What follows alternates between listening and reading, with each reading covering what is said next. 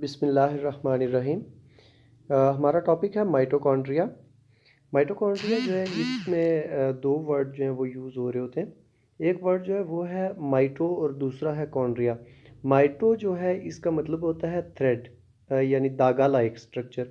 और जो कॉन्ड्रिया है, कॉन्ड्रिया का मतलब होता है ग्रेन्यूल। ग्रेन्यूल कहते हैं दानेदार स्ट्रक्चर को ना। तो अगर आप इसकी ये स्ट्रक्चर को अगर आप देखें तो ये बिल्कुल एक दानेदार स्ट्रक्चर एक बनी हुई है। और उसके बाद इसकी ये जो इंटरनल स्ट्रक्चर अगर आप इसको देखें तो ये बिल्कुल ऐसी है जैसे थ्रेड लाइक स्ट्रक्चर होती है। तो क्योंकि इसकी दोनों स्ट्रक्चर्स इस तरह की हैं, इस वजह से इसको मिला के तो इसको क्या कहा जाता है, इसको कहा जाता है माइटोकॉन्ड्रिया। अच्छा, माइटोकॉन्ड्रिया जो है ये फर्स्ट टाइम इसको 1850 में एक साइंटिस्ट था केली किलर, उसने इसको फर्स्ट टाइम देखा था इनसाइड द सेल 1850 में। ये आप इसको याद कर लें, ये आपको एमसीक्यू पॉइंट ऑफ व्यू से ये काफ़ी इंपॉर्टेंट क्वेश्चन है। उसके बाद इंपॉर्टेंट ऑर्गेनेली है ये यूकैरियोटिक सेल की। यूकैरियोटिक सेल्स कौन से होते हैं? ऐसे ऑर्गेनिज्म होते हैं जिनके सेल्स जो है उनका एक न्यूक्लियस मौजूद होता है। ऐसे तमाम ऑर्गेनिज्म जिनके सेल्स में न्यूक्लियस मौजूद होता है उनको आप यूकैरियोटिक सेल कहते हैं। और यूकैरियोटिक सेल का एक इंपॉर्टेंट ऑर्गेनेली है जिसको आप माइटोकॉन्ड्रिया कह रहे होते हैं। अच्छा, ये एक double membrane bounded granular structure होती है। Double membrane bounded granular structure का मतलब क्या है? इसका मतलब ये है कि इसकी दो सरफेस होती है। एक इसकी ये अंदर वाली सरफेस होती है, ये अंदर वाली सरफेस होती है, और एक इसकी ये बाहर वाली सरफेस होती है, ये वाली।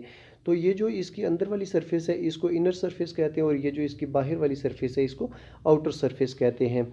अच्छा, ये जो इनर सरफेस और आउटर सरफेस होती है इसके बीच में ये वाला जो पार्ट है, ये वाला जो पार्ट है, ये वाला जो पार्ट है, इस पार्ट को क्या कहते हैं? इसको कहते हैं जी इंटर मेम्ब्रेन स्पेस कहते हैं। इंटर मेम्ब्रेन स्पेस यानी जो इसकी इनर मेम्ब्रेन है और जो इसकी आउटर मेम्ब्रेन है उनके बीच वाली जो जगह है उसको क्या कहते हैं? इंटर मेम्ब्रेन स्पेस कहते हैं।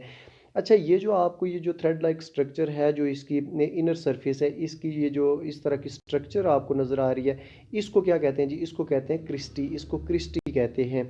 उसके बाद ये जो क्रिस्टी है इसके इसके ये जो इंटरनल पार्ट है, इंटरनल पार्ट, इसको इसके अंदर एक मटेरियल मौजूद होता है और उस मटेरियल को क्या कहते हैं? उसको कहते हैं मैट्रिक्स। उसको क्या कहते हैं? मैट्रिक्स। अब ये जो मैट्रिक्स मटेरियल होता है इसके अंदर क्या चीज़ मौजूद होती है जी? इसके अंदर डीएनए मौजूद होता है, इसके अंदर राइबोसोम्स मौजूद होते हैं। ये वाली स्ट्रक्चर्स जो हैं वो इसके अंदर मौजूद होती हैं। कहाँ पे? इनर सरफेस के अंदर और मैट्रिक्स में। ठीक है, तो ये इसकी स्ट्रक्चर है। अब हम आगे आ जाते हैं इसकी कंपोजिशन पे। अच्छा, अगर हम इसकी कंपोजिशन की बात करें तो जो माइटोकॉन्ड्रिया है इसमें प्रोटीन्स भी मौजूद होते हैं, इसमें लिपिड्स भी मौजूद होते हैं, इसमें आरएनए भी मौजूद होता है और इसमें डीएनए भी। Due to the presence of ribosome and DNA they are also called as self replicating organelle. अब कह रहे हैं कि इसका अपना डीएनए भी मौजूद होता है, इसका अपना राइबोसोम भी मौजूद होता है। राइबोसोम क्या करता है? ये डीएनए को डीकोड करता है, ट्रांसलेट करता है इनटू प्रोटीन्स, और इस वजह से इसको सेल्फ रेप्लिकेटिंग ऑर्गेनेली कहा जाता है। यानी इसको अपने आप को रेप्लिकेट करने के लिए, अपने आप को डिवाइड करने के लिए इसको न्यूक्लियस से कोई इंस्ट्रक्शंस नहीं लेनी पड़ती, बल्कि ये अपनी सारी मालूमात, अपनी सारी इंस्ट्रक्शंस डीएनए से लेता है और अपने आप को रेप्लिकेट कर सकता है, अपने आप को डिवाइड कर सकता है। इस वजह से इसको सेल्फ रेप्लिकेटिंग ऑर्गेनेली कहा जाता है।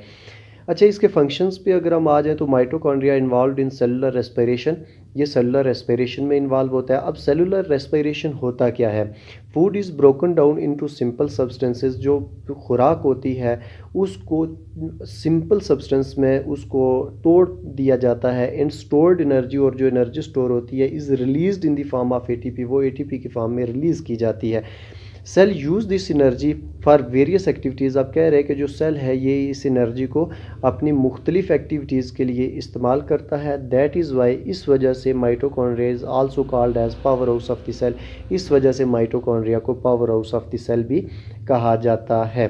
तो ये था हमारा पूरा टॉपिक। उम्मीद है आपको इसके बारे में सारी मालूमात मिल गई होगी। अगर कोई आपको फिर भी मसला आ रहा है तो आप कमेंट बॉक्स में कमेंट करके तो पूछ सकते हैं। Thank you very much.